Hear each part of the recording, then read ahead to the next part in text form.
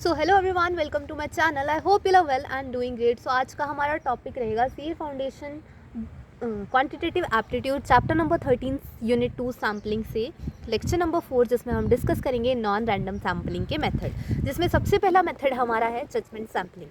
ये एक non random sampling method है। इसे यूजुअली हम क्या करके लेते हैं, बेसिस ऑफ ओपिनियन। ठीक है, selected on the basis of opinion. मतलब देखिए, मैंने कोई सेमिनार लेके जाना है, ठीक है, आप सारे वहाँ बैठे हैं बच्चे, ठीक है, तो मुझे पता है कि ये जो दो हैं, है ना, जो आगे बैठे हुए हैं, ये बहुत अच्छे हैं ना पढ़ने में। तो मैंने क्या किया, इन दोनों को उठा लिया। अब यहाँ पे क्या किया मैंने अपनी जजमेंट का यूज़ किया, है ना। तो मेरा जो मतलब ओपिनियन था वो जजमेंटल हो गया, है ना। तो वहाँ क्या हुआ, बायसनेस आ गई, क्योंकि बाकियों को इक्वल चांस नहीं मिला, क्योंकि मेरे दिमाग में पहले से ही क्या बैठा था कि मुझे यही लेके जाने हैं, है ना। तो बायसनेस हो गई वहाँ पे। इसको परपोजिव सैम्पलिंग भी कहा जाता है और ऑथोरिटेटिव सैम्पलिंग भी कहा जाता है।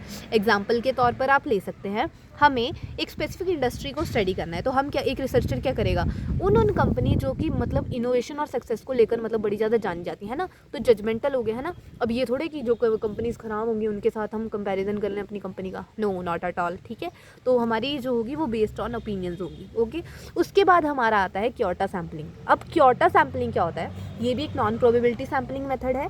इसमें कलेक्ट किया जाता है डाटा होमोजीनियस ग्रुप से। होमोजीनियस ग्रुप मतलब, होमोजीनियस मैं आपको पहले भी बता चुकी हूँ, होमो मतलब होता है सेम कैटेगरी, ठीक है। हेटेरोजीनियस मतलब होता है डिफरेंट, है ना। तो इसमें क्या होता है, इसमें ज़्यादातर डाटा हम किस तरह से लेते हैं, पोल्स में, है ना। पोल्स कैसे होते हैं हमारे, कि जैसे पॉपुलेशन बेसिस पे पोल्स ले तो हमारे ऐसे होंगे 0 to 10, 10 to 20, 20 to 30, age group ले लो, है ना। तो उस तरह से, और जो स्पेसिफिक साइज़ होता है सैंपल का, है ना, उसको भी क्या होता है, हमारे को एडवांस में डिसाइड करना होता है कि इतने का हमने लेना है। सोचो 0 to 40 एज ग्रुप ही लेना है मेरे को, ठीक है। तो उसी तरह से हम क्या करेंगे, इसमें साइज़ ऑफ सैंपल भी हमने एडवांस में सोच के रखना है। अब आप क्या कर सकते हो, इसमें एग्जाम्पल ले सकते हो, एक सोप कंपनी, जैसे एक सोप कंपनी है ना, तो वो क्या है, देखेगी कि कौन सा एज ग्रुप क्या प्रेफर करते हैं। एक सिगरेट का ब्रांड है ना, सिगरेट के ब्रांड्स कंपनी है, तो वो देखेंगे पार्टिकुलर में कि उनका क्या प्रेफर करा है ना। तो उस तरह से जैसे सर्वे क्योटा लिया कि 21 to 30, 31 to 40 ये वाला सोप जो है वो यूज़ करते हैं, है ना। तो उस तरह से हमें क्या पता लग जाएगा कि जो जहाँ सबसे ज़्यादा यूज़ हो रहा होगा वो पता लग जाएगा कि वो कौन सा ब्रांड है ना, और कौन सा ट्रेंड जो है वो ज़्यादातर लोग फॉलो कर रहे हैं। उसकी वजह से हमारी जो कंपनी होंगी, है ना, हमारी जो बिजनेस इकोनॉमी होगी, उस पर क्या इफेक्ट पड़ेगा, प्रॉफिट का, ठीक है, हमें पता लग जाएगा। तो उस तरह से हम क्या कर सकते हैं, अपनी मतलब कंपनी को उस तरह से हम सेट कर सकते हैं कि हमारे को उसमें फ़ायदा हो जाए, है ना, हम वो वाला ट्रेंड फॉलो कर पाएँ। ठीक है, लास्ट वन है आपका कन्वीनियंस सैम्पलिंग। देखो, कन्वीनियंस मतलब क्या होता है, कन्वीनियंट, ठीक है, जिसके लिए हम मतलब जो हमें अच्छा लगता है ना, जो हम कर मतलब हमारे पास सबसे ज़्यादा कन्वीनियंट कौन सी चीज़ है, ठीक है। अब देखो, मैं आपको, जैसे समझो आपको मेरा वीडियो देखना है, तो अभी आपके लिए कौन सी चीज़ कन्वीनियंट है कि आपको मेरा देखना है ना, तो आपके लिए कन्वीनियंट है कि आपके पास पहुंच जा रहा है ना। आपको कोई ये थोड़े कि सबसे पहले आपको ऐसे पेटीएम में पैसे डाल रहे हो मेरे कि ये ले मैडम अब बता दे, नो, है ना। तो आप क्या कर रहे हो, डायरेक्ट क्या कर रहे हो, है ना, इधर देख रहे हो आके, है ना, यूट्यूब खोल रहे हो, तो यूट्यूब आपके लिए कन्वीनियंट है ना। उस तरह से ये भी एक नॉन प्रोबेबिलिटी सैम्पलिंग मेथड है, ठीक है। यूजली कन्वीनियंस सैम्पलिंग, इसमें क्या होता है, ये क्वालिटेटिव रिसर्च होती है। क्वालिटेटिव मतलब जो क्वालिटी बेस्ड होती है ना, जैसे हमारी इंटेलिजेंसी होगी, ऑनेस्टी होगी, ठीक है। तो उस तरह से जैसे हमारी जो मेन पार्टिसिपेंट बेस्ड एक्सेसिबिलिटी और अवेलेबिलिटी, ठीक है। तो हम क्या करेंगे, एक्सेसिबिलिटी और अवेलेबिलिटी की, हमारे पास देखो, अब हमने सैंपल लेने हैं, हमारे पास लोग हैं, ठीक है।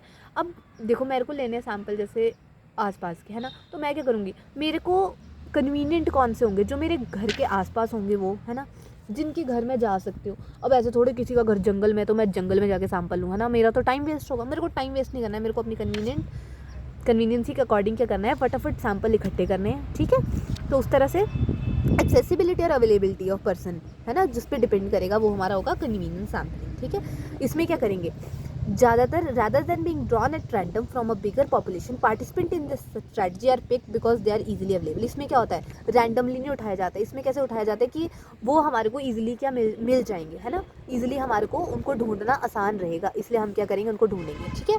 एग्जाम्पल ले सकते हैं आप, देखो, कंपनीज जो होती हैं जब अपने प्रमोशनल जो है ना पोस्टर वगैरह छापती हैं ना, तो वो क्या करती हैं, ट्राई करती हैं कि उनको आसपास के जो मॉल हैं, है ना, क्राउडेड जो स्ट्रीट्स होती है ना, उनके लिए कन्वीनियंट वो है, वहाँ मिलेगा उनको, है ना, जहाँ भीड़ बहुत होती है। अब ये थोड़े कि एक बंदा आता है एक दुकान में वहीं चले हुए हैं ना, तो हम क्या करेंगे, जहाँ पे बहुत भीड़ होगी वहाँ जाके कंपनीज क्या लेंगी, सैंपल्स इकट्ठे कर सकती हैं, है ना, पूछ सकती हैं, है ना।